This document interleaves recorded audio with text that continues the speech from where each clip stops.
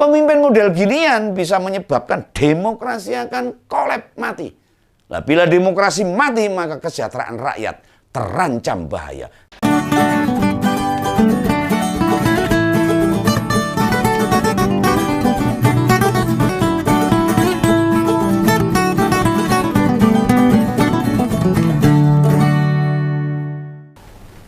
Halo, ketemu lagi dengan Om Begawan, tetap di Ngompol Opini Politik. Ini ada ilmu politik baru, demokrasi yang baru. Ilmu demokrasi yang anyar ini. Lah saya waktu bertemu dengan para relawannya, Gibran itu menyampaikan beberapa hal. Salah satunya mengenai pemimpin masa depan. Somben itu tidak tergantung pada partai politik. Ya ampun, ini Gibran ini belum dilantik sebagai wakil presiden saja, omongannya sudah ngalor ngidul karuan. Piye ini? Lah apakah si Gibran ini lupa bila pencapresannya kemarin itu mendaftar di KPU itu karena ada dukungan partai politik, orang independen. Karpe mungkin independen, presiden independen loh, ngenteke waktu, ngenteke ragat, rampung-rampung. Wah, parah ini. Dan demokrasi kita memang berbasis partai politik. Bahwa benar calon bupati, calon wali kota, calon gubernur bisa maju dari calon independen. Namun capres dan cawapres harus didaftarkan oleh partai politik. Lawang diurus partai saja loh. Kita tahu kayak apa pribadi yang dapat versi suara gede, versi quick count itu. Iyalah, lah nek belum dilantik saja, dia lupa pada jasa-jasa partai pendukung. Makanya yo lali karo partai yang gede. Ini saya diomongin sama anak-anak teman-teman dari PDIP lah. Nek ngomongannya Gibran kayak gitu ya bener. Dia cepat lupa dengan PDIP yang membesarkan namanya. Gimana bila aturan tentang pemilu dan pilpres tak lewat partai politik? Nanti mendaftar didukung apa? Cukup didukung kelompok relawan. Apa golek KTP? Pirang-pirang puluh juta. Apa iso ini berjalan? Atau didukung ormas? Atau didukung kelompok tertentu? Ingat loh ini loh. Demokrasi kita itu pondasi utama ada di partai politik. Dan yang bisa mengawasi atau mengawal pemimpin itu ya partai politik. Yang akhirnya menempatkan wakil-wakilnya di parlemen sana. Nah, bila seorang calon presiden di masa mendatang bisa hanya diajukan oleh relawan. Dadi apa negara iki? Di pidato akhir minggu lalu itu, Wali Kota Solo itu bilang nih, para kandidat pemimpin bisa maju dari komunitas. Wah, aku di komunitas semprot tuh sangat sebagai presiden.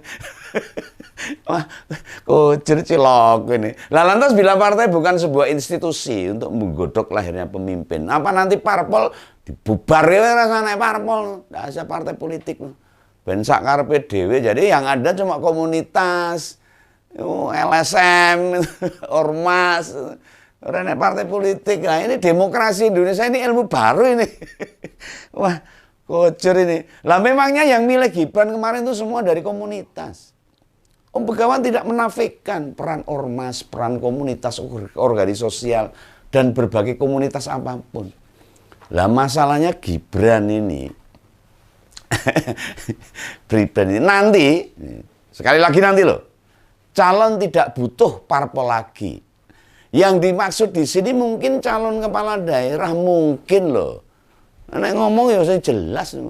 Kalau bupati, wali kota, gubernur bisa itu dari calon independen dan itu sudah ada aturannya.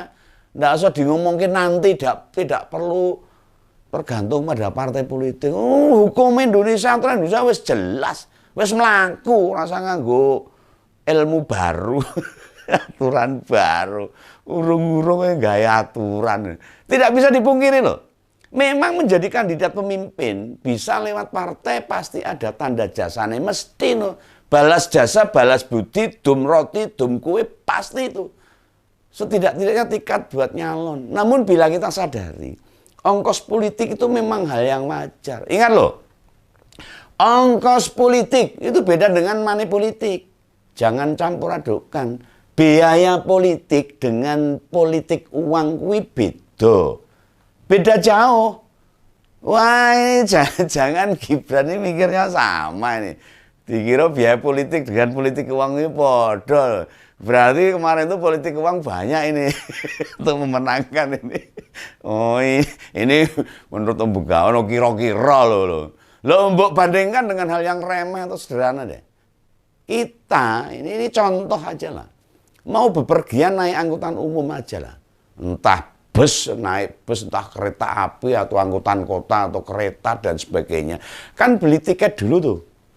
Iya toh? Arab numpak bus itu beli tiket dulu.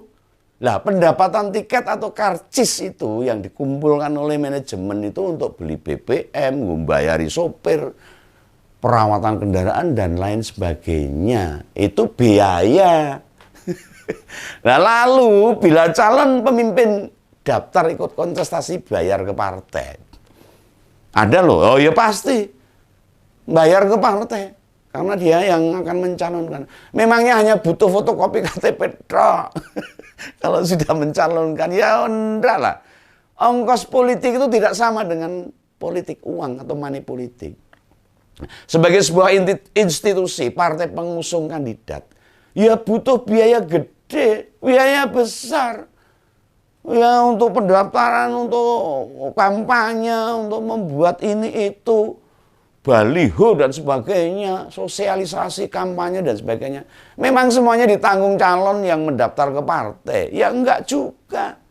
Tidak semua yang mendaftar lewat partai itu juga dimintai duit loh. Enggak juga, di Pilpres kemarin tuh. Ini kira-kira Om Begawan ini. Pasangan Pak Ganjar dan Profesor Mahfud bisa dipastikan enggak keluar duit pribadi kok. Semua ditanggung partai pengusung. Oleh PDIP, Perindo, P3, dan Hanura. Setidaknya ada ketua umum Perindo di sana yang bisa menjadi membackup kepentingan kampanye itu. Mungkin ini, tapi ya kan bohir cukup tebel itu. Pak Haritanu itu. Lah demikian juga pasangan Amin. Mungkin yang bayari ya Pak JK atau Pak Surya Paloh. Nah, kalau yang Prabowo Gibran, keduanya kayaknya juga nggak keluar duit kita lawang sama Pak Hasim dan Pak Jokowi yang kita tahu kemampuan duit serta kewenangannya gede banget toh. Memangnya Prabowo Gibran yang milih semua relawannya, yang enggak juga lah, relawannya seberapa sih, hanya akhir-akhir ini pada ikut karena udah menang. Dulu ya renek gitu. Renek 16 tak orang. Lah kader dan struktur partai semacam Gerindra, Golkar, Demokrat, dan PAN itu genah diinstruksikan untuk milih Prabowo Gibran. Ya kita sama-sama ngerti lah. Gibran tidak dipilih kader PDIP, tapi apa semuanya pemilihnya relawan? Enggak, dijamin bukan. Malah mayoritas pemilih mereka dari partai pendukung. Ya, ngompoler bisa lah cek hasil survei soal siapa para pemilih Prabowo Gibran itu. Nah, pernyataan Gibran yang menyebut pemimpin masa depan tak perlu partai, itu mendelegitimasi saja, mensimplifikasi peran dan fungsi partai. Ya, yang disampaikan Gibran ini bisa dinilai bagian dari sifat arogan, angkuh, jati diri yang sombong dan merasa nggak ada pengaruhnya parpol pada suara yang dia perolehnya. Lah dulu ketika nyalonkan wali kota ini jago ya sapa? Ya dari PDIP, dari partai. Lah nek mengandalkan relawan nggak jadi deh wali kota. Ora dadi. Akhirnya ya kader-kader partai, dan ingat PDIP Solo itu dulu punya 66% suara di Solo itu untuk kemenangan Gibran. Ojo ngono lah lele. Lah padahal tanpa suara dari simpatisan maupun kader partai, ya bakalan gede lah. Ya lah mbok tolong itu Gibran dikasih tahu itulah. Bener memang relawannya dia dan bapaknya itu oke. Dan kebanyakan milih ke 02. Namun tidak berarti peran partai politik jadi nggak dianggap juga. Nah jika benar kita nggak butuh partai politik, harusnya loh kalau Gibran mau ngomong gitu, ya ngomongnya ke aturan pemilu dan pilpres mesti diubah dulu. Jangan sekarang. Aturan pemilu dan pilpres harus dirubah supaya kita tidak tergantung pada partai politik. Ah bener. Nek wani itu. Yang juga mesti dipikirkan, memangnya maju pemilihan dari komunitas biayanya lebih kecil? Enggak juga. Aneh ngelumpuk ke KTP berpuluh-puluh juta, duitnya berapa triliun. Orang gampang tuh. Mungkin ada ngumpulers yang tahu. Yang ingat, ada nggak survei soal ini?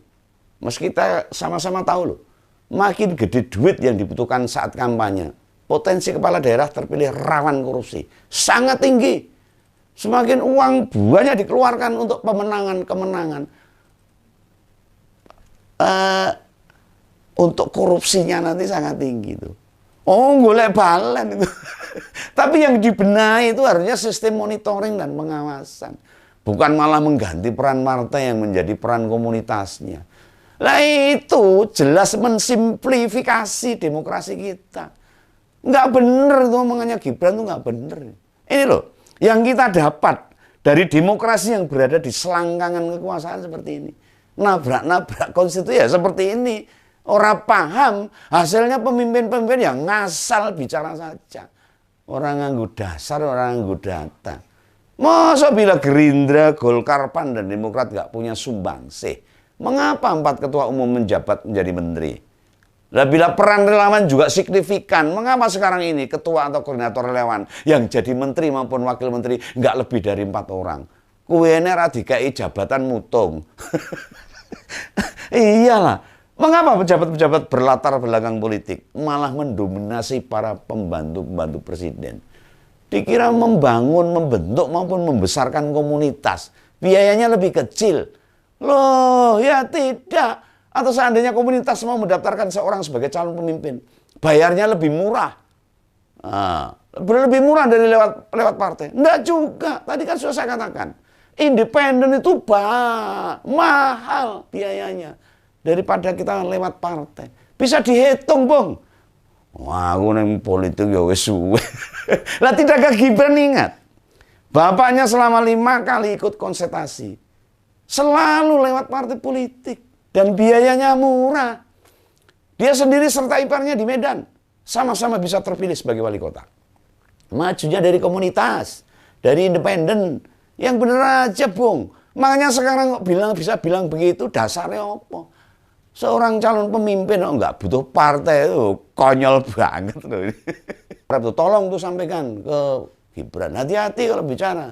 Kalau nggak ngerti konteks, nggak paham, nanya dululah ke lingkaran terdekat tentang demokrasi Indonesia itu seperti apa, hukumnya seperti tatanannya kaya apa, aturannya kaya apa, sebelum naik panggung dan ngomong.